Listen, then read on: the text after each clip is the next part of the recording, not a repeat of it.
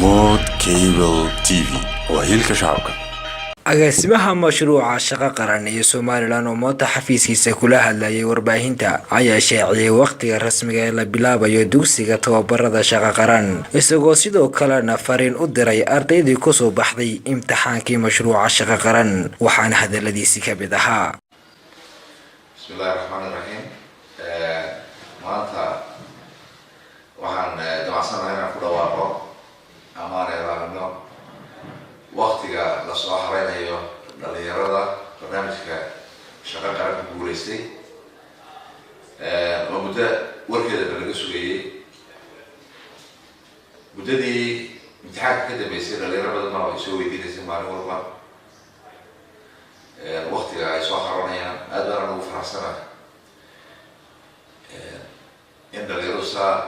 u danaynayaan inay ka qayb qaataan barnaamijka shaqo qaran dhalinyaradii waxaa si rasmi ah aan maanta ugu dhawaaqayaa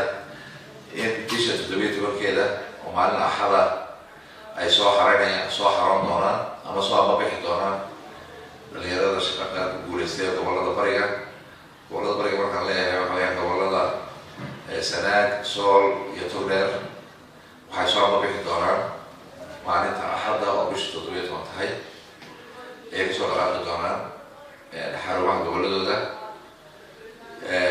waxaa loo diyaariyay gaadiidka ay soo raaci lahayn oo basaskaasi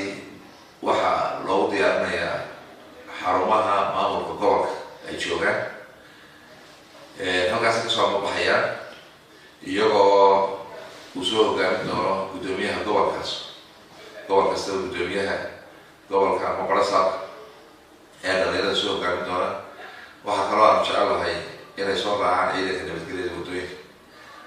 si ay u kontroolaan ama u xakameeyaan